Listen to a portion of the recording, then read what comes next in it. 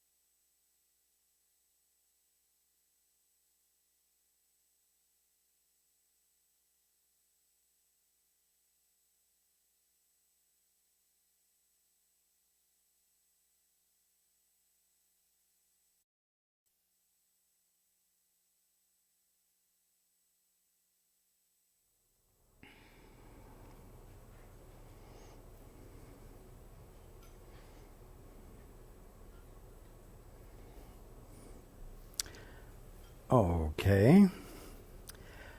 Good evening.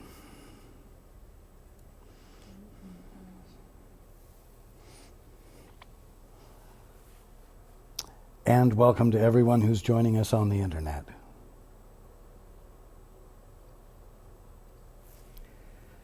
Well, by the time we finish tonight, you might not like me as well as you do right now.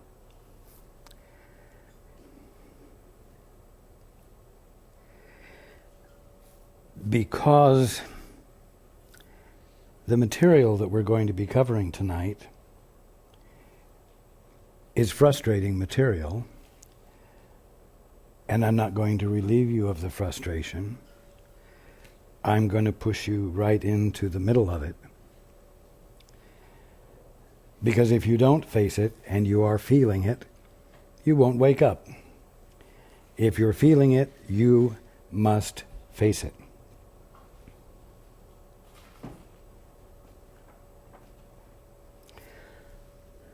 Now,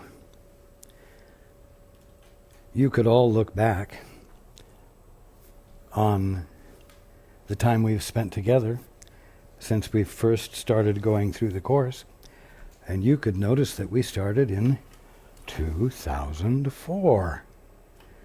And now it's 2009. And you're not awake. Either I'm not a very effective teacher, or you're very dense students, or the course is nothing but a bunch of nonsense.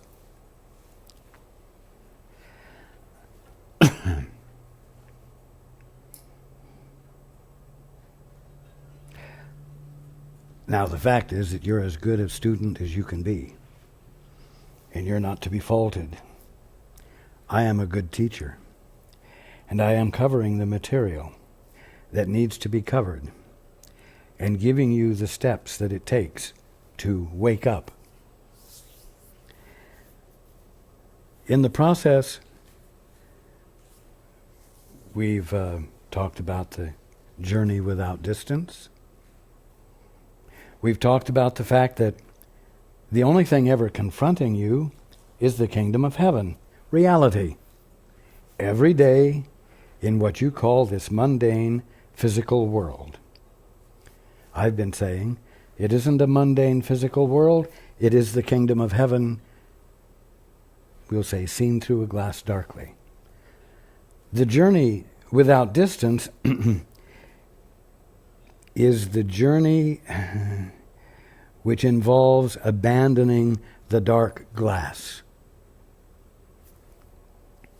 It isn't a matter of abandoning what you've seen through the dark glass.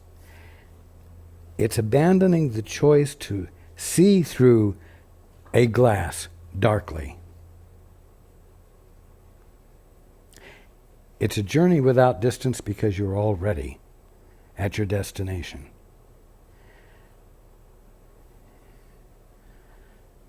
So what does that mean? It means you just don't happen to be letting in the reality of this mundane world, and you're only letting in the concepts about it which your ancestors and you have developed and set into place as a means of understanding and coping with life.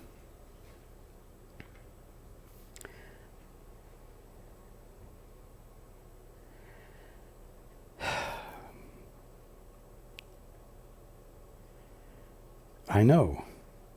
You've heard me say that all that is ever confronting you is the kingdom of heaven, and that you need to look with innocent eyes.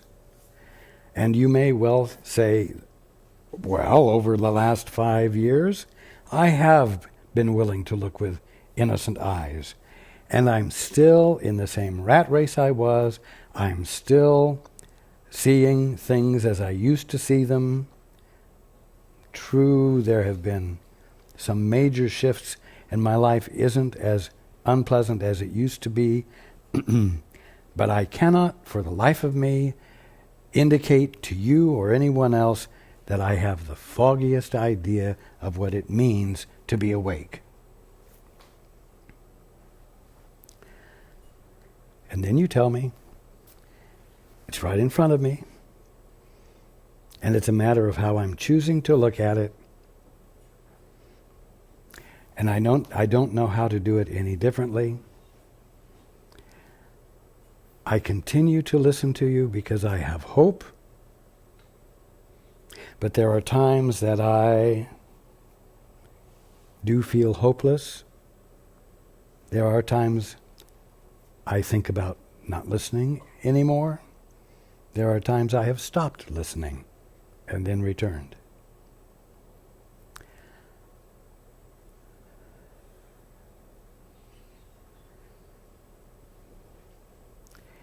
I can't be any more grounded, any more blunt, any more straightforward than this.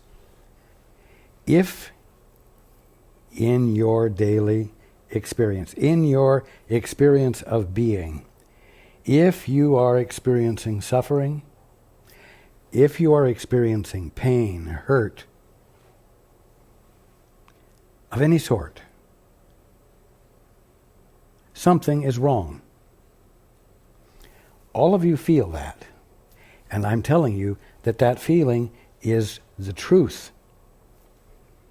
It is not you fooling yourself, imagining that life should be without suffering, when in fact it is a suffering condition, and one that ends in death.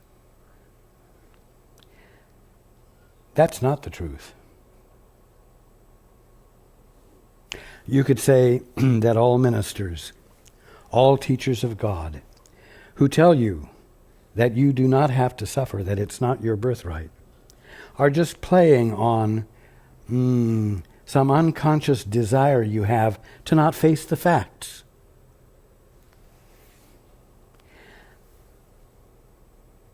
And that's not the truth. And the only way you're going to find out that it's not the truth is to persist in the face of your doubt, to persist in the face of your getting tired of not experiencing significant success at awakening. You are going to have to persist because you're standing in the presence of reality. You're standing in the middle of reality. Reality is the constituting presence of you. You're not separate from it. And you're having the clear, undistorted experience of that fact is not only your birthright, it is your inevitable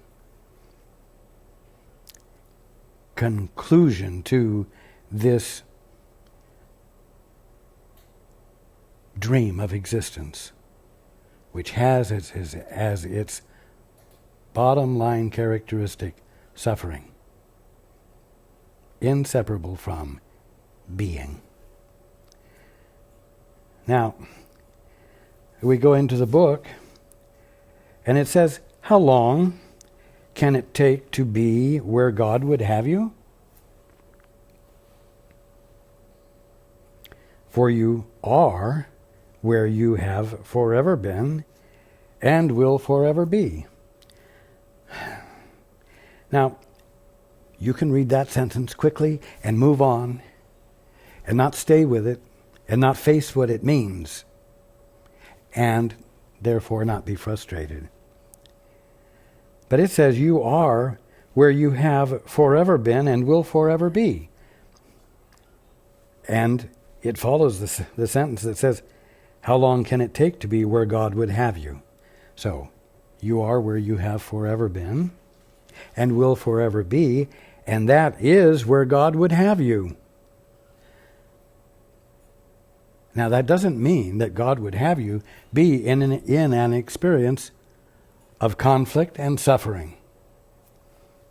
It means that God would have you be in the clear, conscious awareness of reality as it is, and not as you're currently experiencing it. Because that is where God would have you, and because that is where you are, then there's no process for you to go through. There's no lifetimes in which you are to refine your soul and become equal to reality or deserving of reality. There is not a process of overcoming guilt for things you did wrong that you must pay for before you can enjoy freedom and the clear, true experience of reality.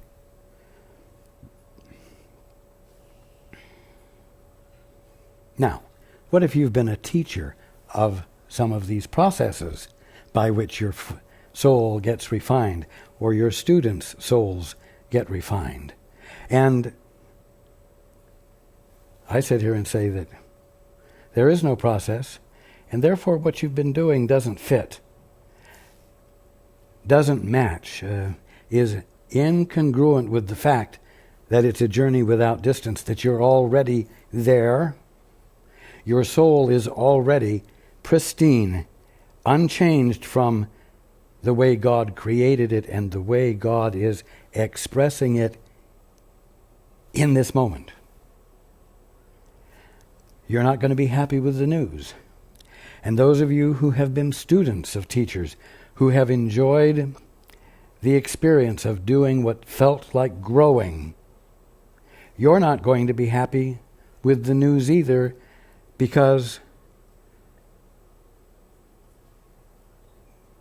participating in the exercises that are a part of the process is not going to actually cause you to have the final experience you're after, which is to awaken and to experience reality. And so, if you've made a sort of career of being on your spiritual path, you're going to have to give up your career.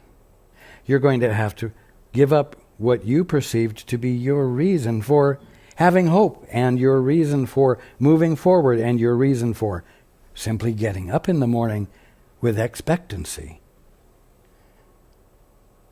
Now,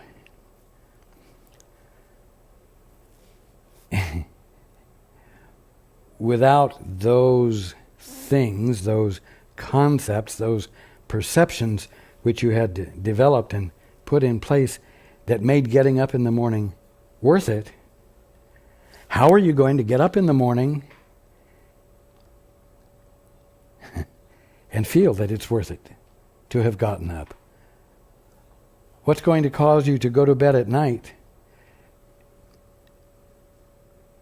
with anything other than depression? Because what the hell use is it to get some sleep when there's no thing to get up for?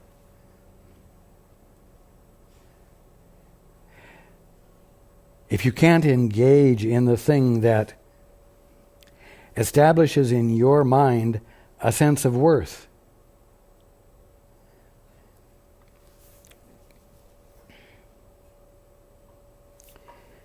you see, we go on to the next frustrating sentence. All that you have forever.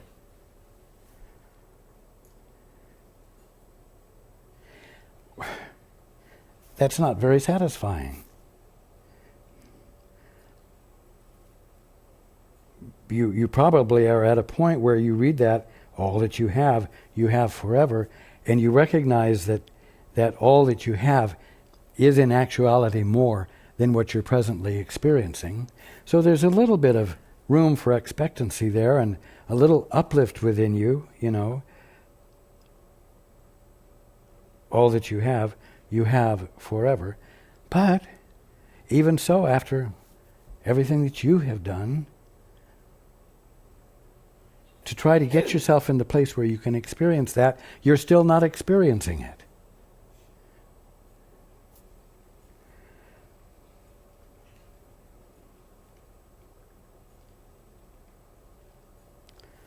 And you know what? When you really take a look at this, and it's not sugar-coated, it makes you angry. Not only is it hard to have a reason to get up in the morning without expectation of anything wonderful,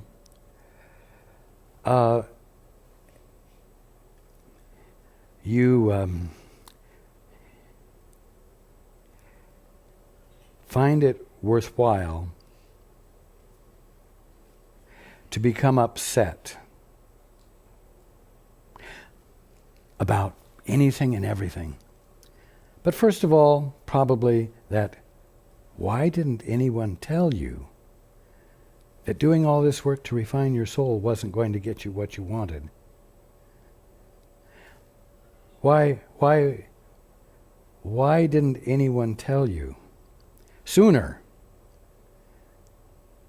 that you don't have the capacity to be an independent authorizer?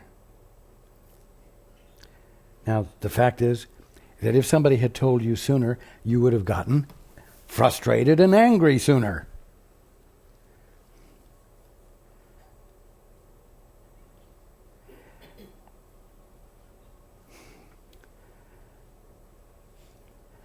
You see, none of you realize the degree to which you have been conditioned and the degree to which you have conditioned yourselves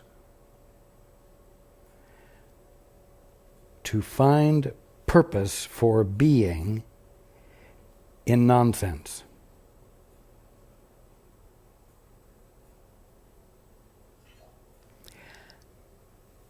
And that what isn't nonsense involves your having the opportunity to experience worth and meaning without your having to do a single thing to deserve it. Without having to do a single thing to have it. Without being able to do anything that you can take credit for and yet still have it all.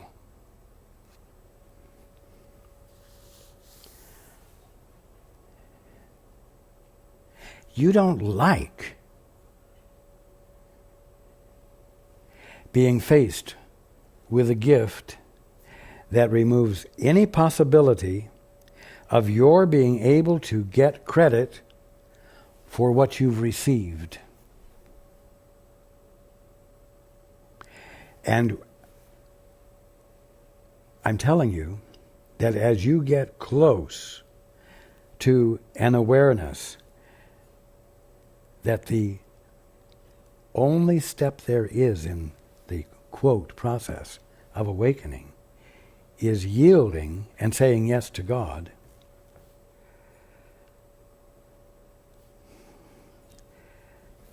what happens is you become faced with becoming a kept woman or a kept man. Somebody who just has for no good reason.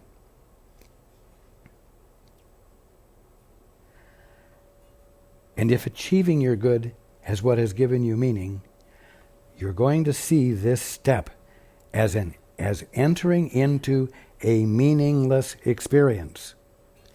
Now, I have to tell you this clearly so that you might be willing to purposely and consciously step into this apparently meaningless experience so that you might actually have the experience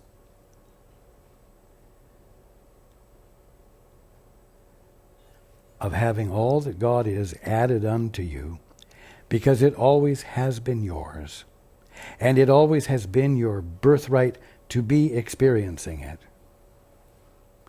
And yet the only way you can experience it is to do an apparently senseless thing. Abandon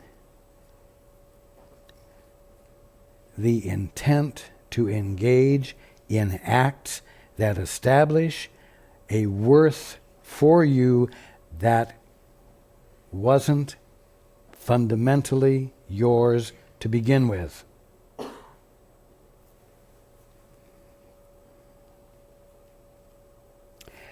Continuing, the blessed instant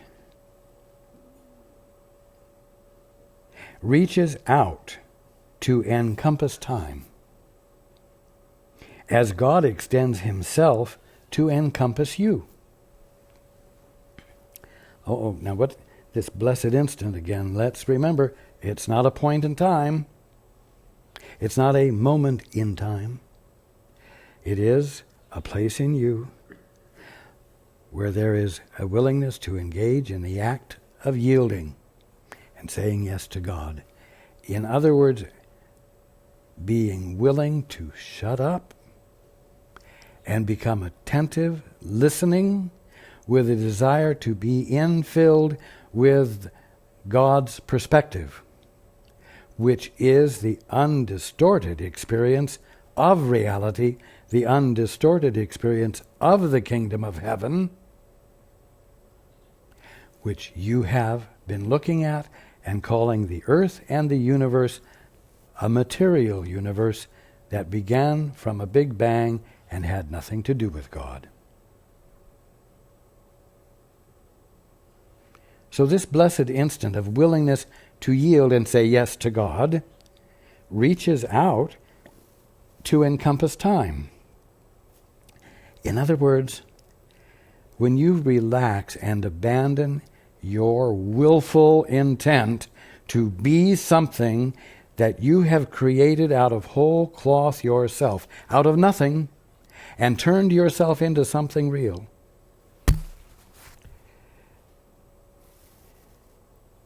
when you abandon that and allow yourself to be in the emptiness of no willful act whatever,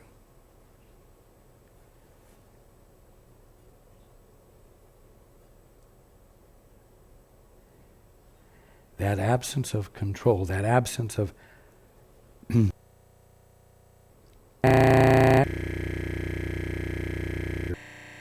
that you magic in your mind, that, the absence of that, will, like silly putty, relax and spread out infinitely, so that it embraces everything, including what you've called time. Because you're not blocking the experience of reality by virtue of your theories and ideas and aggressive acts of willfulness that seemed to give you presence. And in the absence of that false, generated tension that you have called presence, the conscious awareness that you are begins to register with you as the conscious experience of being that is what you are. And it swallows up time.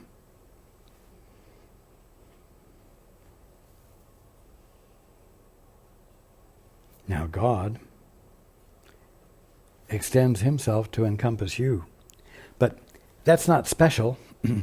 That's not something that happens at a particular time. God's extension of himself to encompass you is called creation. It's called God being you. Now. Infinitely, eternally, forever, uninterruptedly, not even separated enough to say, now. So the blessed instant of your willingness to yield and say yes to God reaches out to encompass time as God extends himself to encompass you. You who have spent days, hours, and even years in chaining your brothers to your egos in an attempt to support it, your egos, and upholds its weakness, do not perceive the source of strength. You thought strength was what you accrued by the skillful manipulation of your brothers and sisters so that they would acknowledge you and bolster your ego and prove that it is valid, that it has existence, and thus make of you a real boy or a real girl.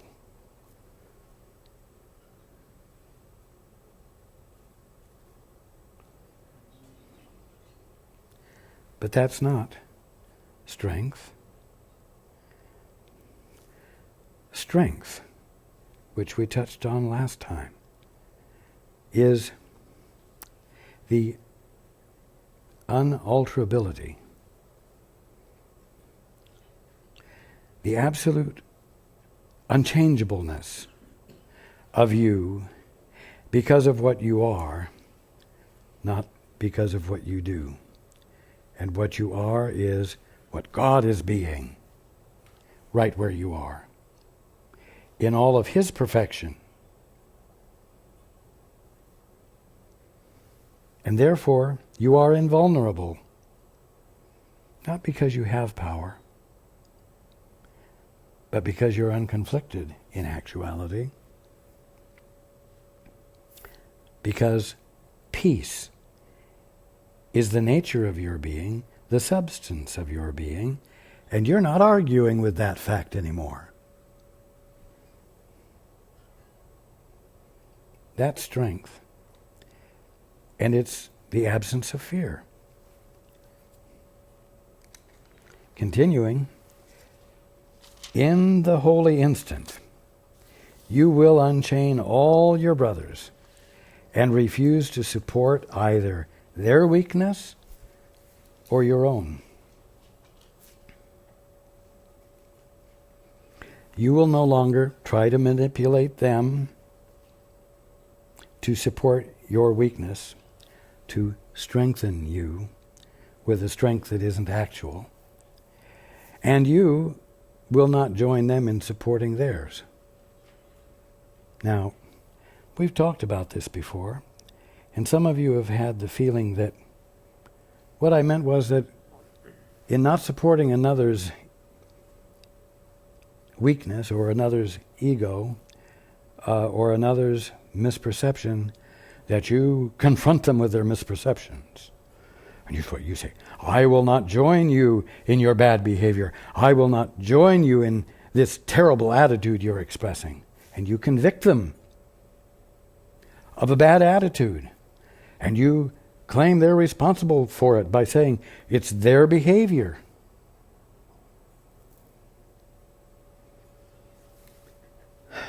That's not how you refuse to support their weakness. That's how you confirm their weakness. How do you no longer support their weakness? By stopping in your tracks when another invites you through bad behavior to respond to them and bolster their ego by either getting mad at it, angry with it, and creating friction that seems to create a sense of presence, or with false praise for the bad behavior. That also seems to strengthen it.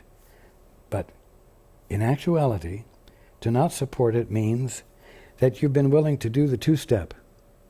You've been willing to step back and say, Father, see.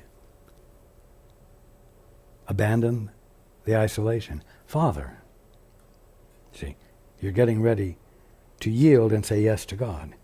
Father, what is the truth here? And as I've said before, this doesn't mean what's the truth of his problem, but what does this one need to know? What's the truth that this one is unaware of, which, if he were aware of, he would no longer express himself in this negative manner? Because a fear which is causing the behavior would be put to rest. You see, because clarity was provided and replaced that which elicited the negative behavior, the call for love, instead of the expression of love.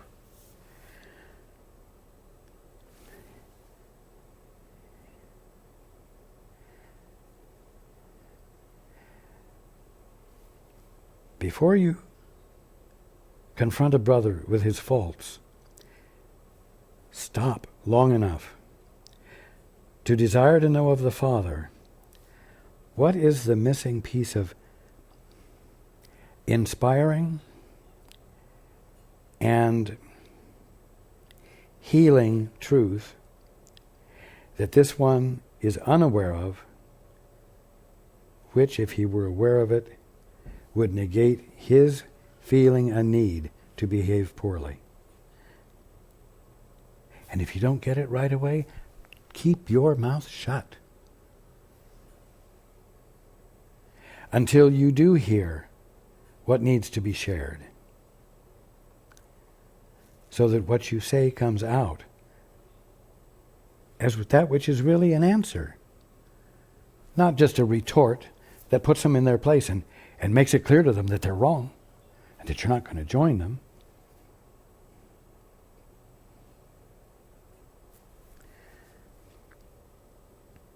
Continuing, you do not realize how much you have misused your brothers by seeing them as sources of ego support. As a result, they witness to the ego in your perception and seem to provide reasons for not letting it go.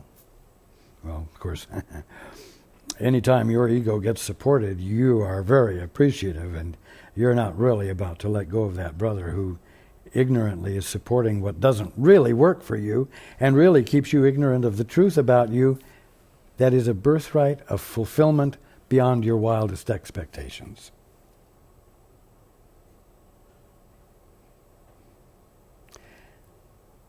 As a result, they witness to the ego in your perception and seem to provide reasons for not letting it go.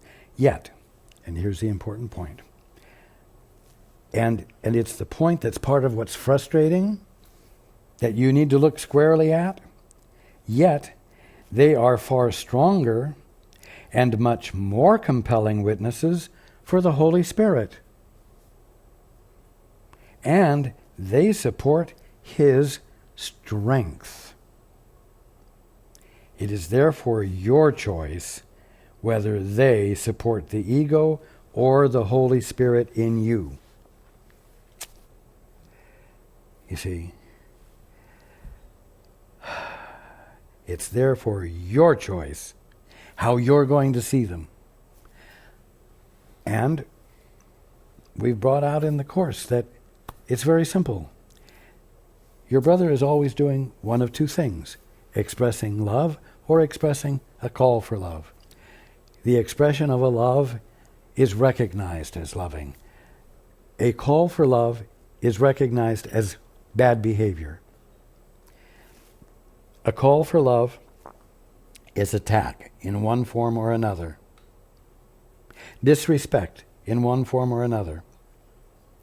Directed at you, directed at anyone else other than the one expressing the bad behavior.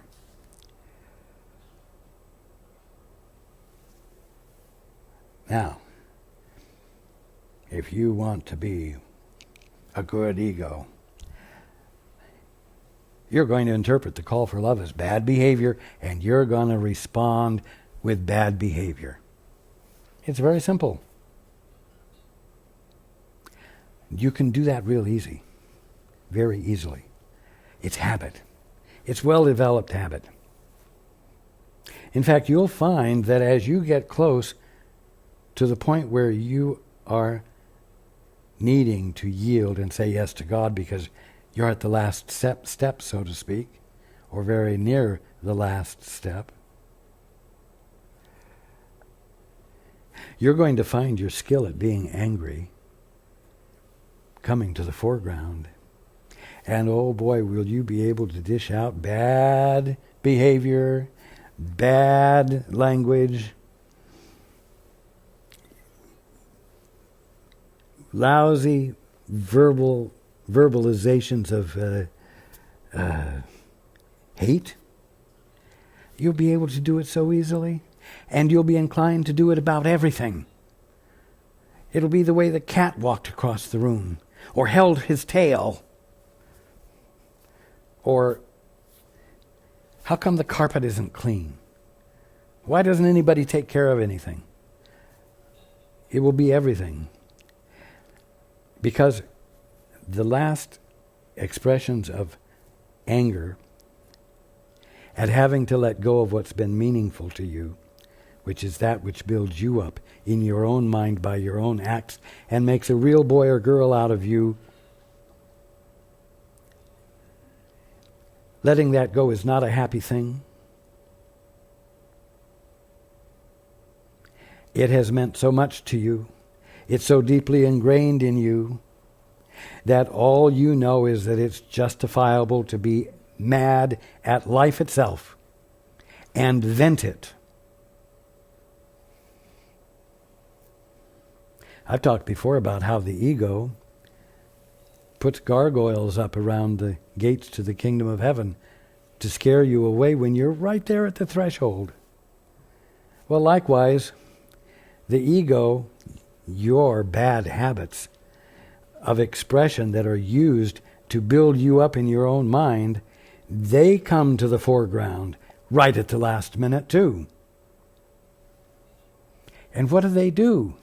They distract you from remembering that all you're confronted with in actuality is the kingdom of heaven, perceived through a glass darkly or perceived truly and clearly. It distracts you from that, and all you see is the justification for being angry. And you can be an angry teenager, or you can be an angry 30-year-old, or you can be a crotchety old man. But it all boils down to the same thing. You don't want to let go of control. You don't want to yield to the way things work. You don't even want to ask how things work. Because you want the satisfaction of determining how things work through your own hard study and your own efforts so that you can take the credit, and so what? So everyone else can be manipulated into confirming for you the way you want to see things and the way you want to believe things are. You misuse everyone to support your ego. Now, I'm pointing out to you here that when you come to this frustrating point that we're talking about, it's because you're at a threshold. You're at an important threshold of waking up.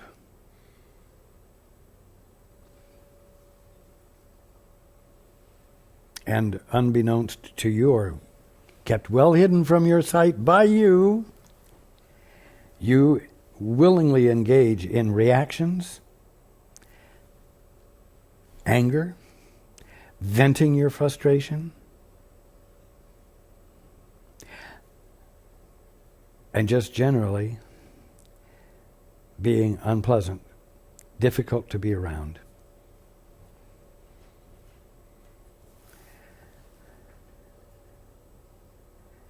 Now, I'm going to back up. You do not realize how much you have misused your brothers by seeing them as sources of ego support. As a result, they witness to the ego in your perception and seem to provide reasons for not letting it go. Yet they are far stronger and much more compelling witnesses for the Holy Spirit. Yeah. And when you're angry and frustrated, you say, oh yeah, yeah, right. That slob over there, he doesn't know his ass from a hole in the ground, and he doesn't behave well. He doesn't even keep himself clean. He doesn't know a thing about God. He he doesn't even have a respectable job. And listen to you. Listen to the anger in you. Listen to how you're misusing your brother by determining him to be something other than that which is strengthening the Holy Spirit. By determining that he is not what he is, and believing your determination, and laying it on him. Oh, maybe you don't say anything to him, but you know what? In the absence of your true apprehension of him, you are absent from his experience as that which elicits from him what's true about him.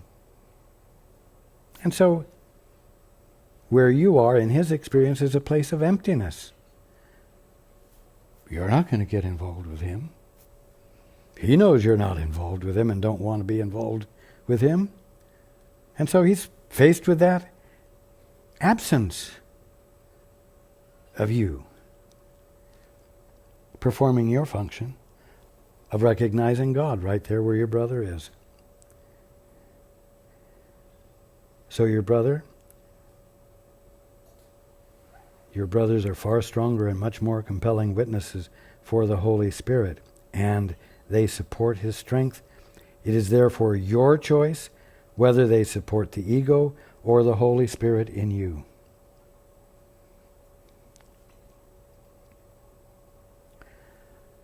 When you are willing to look at your brother or sister who is expressing a call for love, which means expressing bad behavior,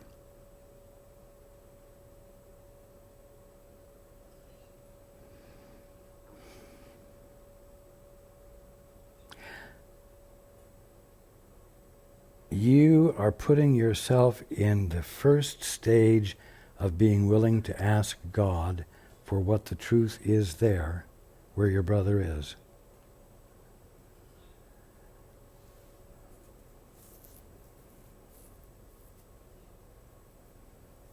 You're taking the first step of yielding to the Father and saying yes to God.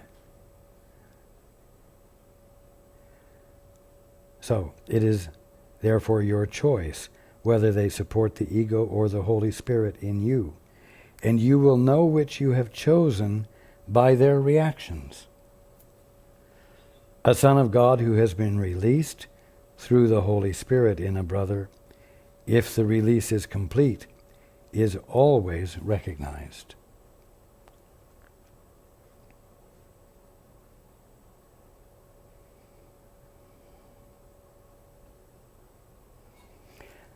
When you are expressing love, and that expression of love is in no way manipulative for the purpose of bringing about some end goal that is to your benefit, it is felt for what it is by a brother, and that brother feels blessed, and opens his mouth and acknowledges his joy, and you can hear by his response what you have given and where you've been coming from.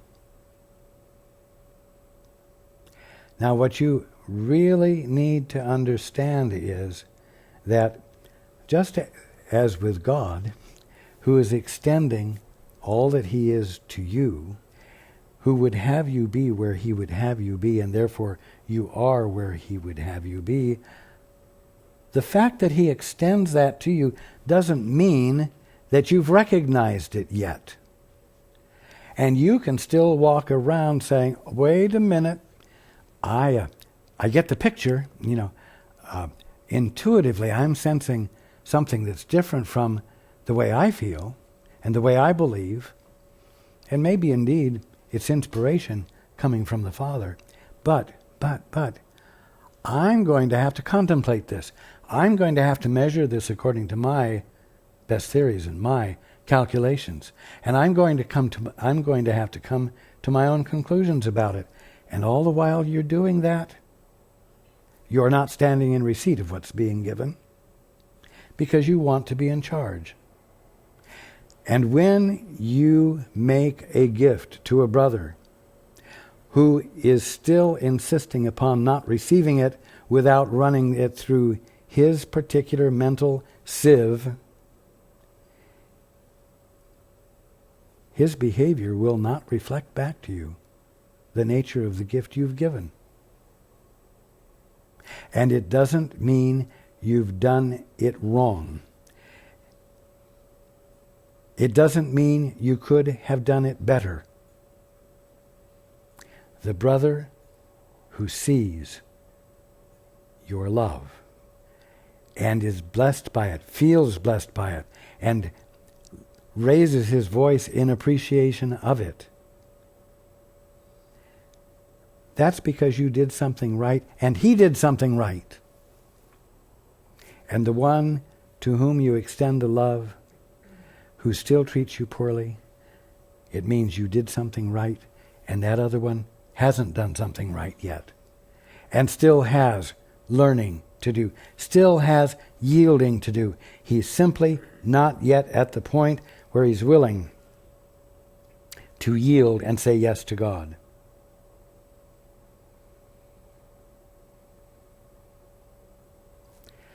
Making the gift does not constitute a means of controlling your brother or sister into their good, any more than God's gift to you is a means God has for controlling you into your good.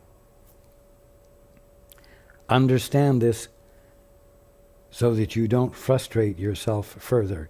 When you read, you will know which you have chosen by their reactions.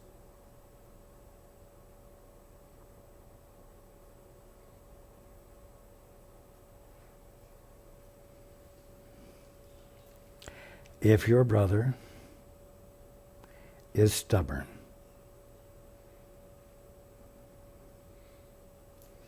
and has not released his stubbornness,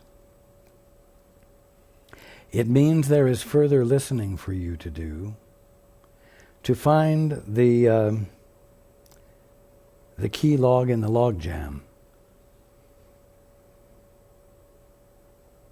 But don't let the lack of recognition of your gift cause you to doubt yourself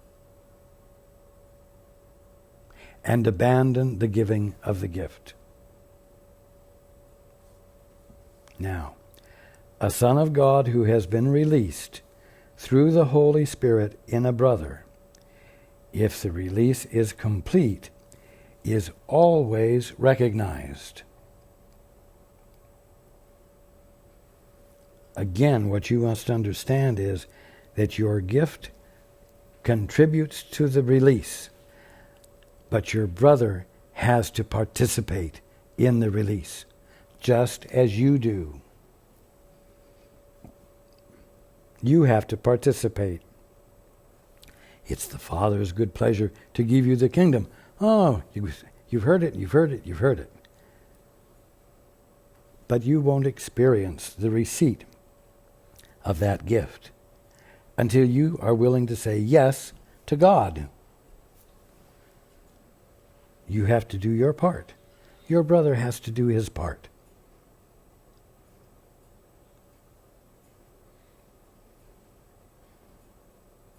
A son of God who has been released through the Holy Spirit in a brother, if the release is complete, is always recognized. He cannot be denied. As long as you remain uncertain, it can be only because you have not given complete release. Oh, isn't this frustrating? I'm doing it. And I'm still not seeing the fruit of it. I'm doing it. And I'm getting tired of doing it. And I'm getting upset because supposedly this is a journey without distance, and I'm already at my destination.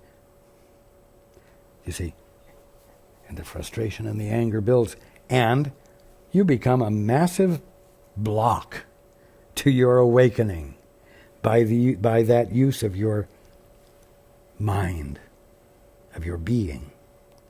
And you've got to arrive at a point where you say, I won't do this anymore. I am going to persist. I'm going to persist in yielding and saying yes to God. I am going to continue to listen. Forever if I have to, if it takes forever. When Paul first reached out for guidance, it didn't come instantaneously. And he had to do it for many days. Many more days than he thought he ought to have to do it. Many less days than a lot of people. But the point is that when he arrived in his experience at a situation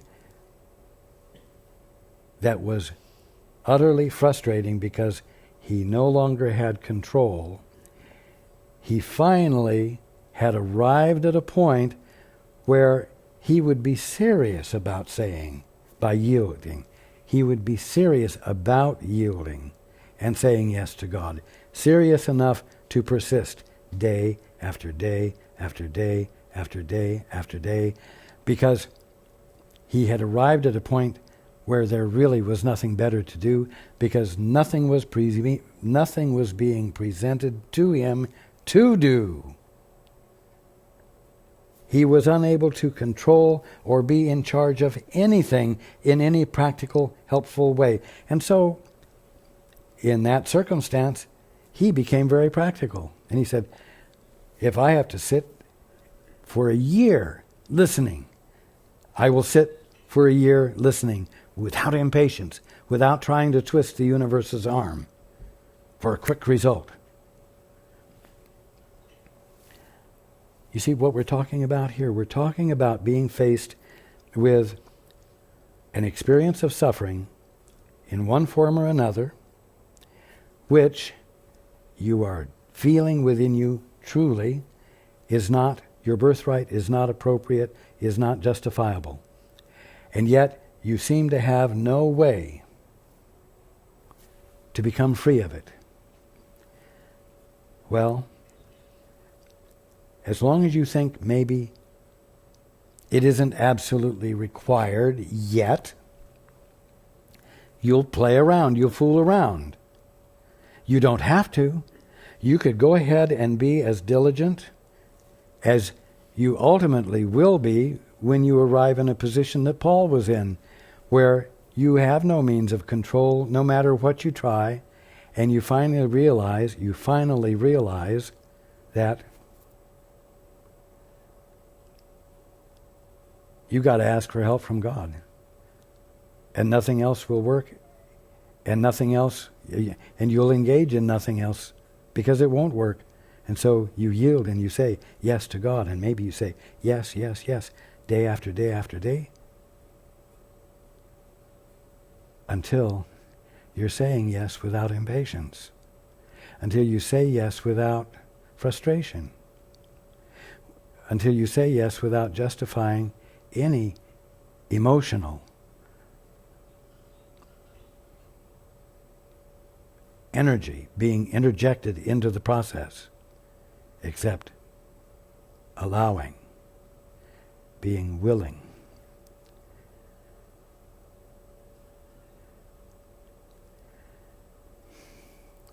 I know you can get through your day tomorrow doing it the way you've always done it.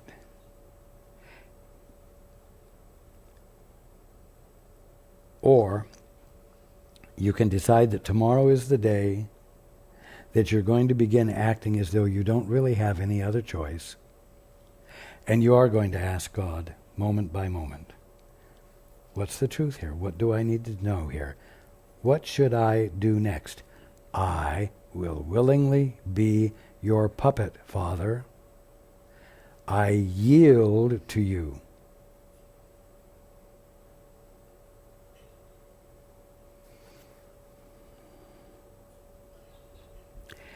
As long as you remain uncertain, it can be only because you have not given complete release. You see, you're still holding on to some strings of authority and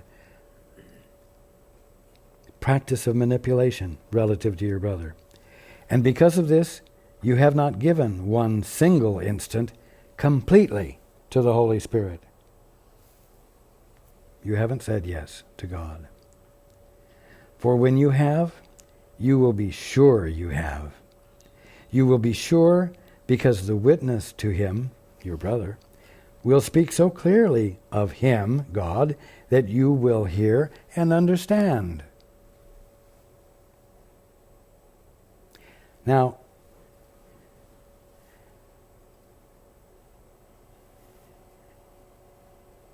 I must say this. Do not frustrate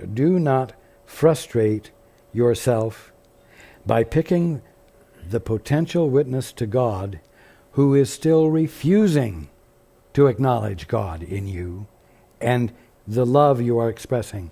Stop choosing that person or that kind of relationship as the measuring stick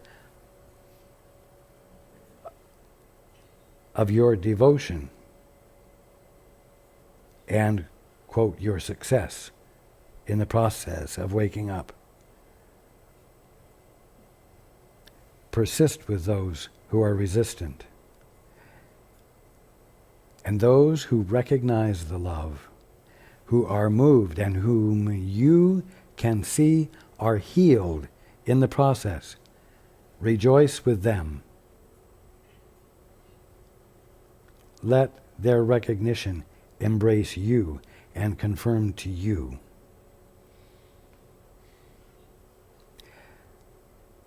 That you're actually moving past the inclination to indulge in frustration and anger and justify all the means you have at your beck and call to avoid waking up.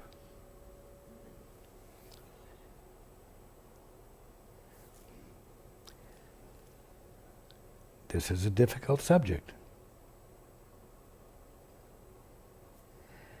But to frustrate you further, just remember that the difficulty is relative to a journey without distance.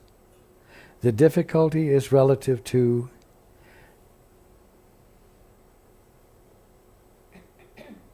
the difficulty you're having in being willing to see the kingdom of heaven right where you have known it.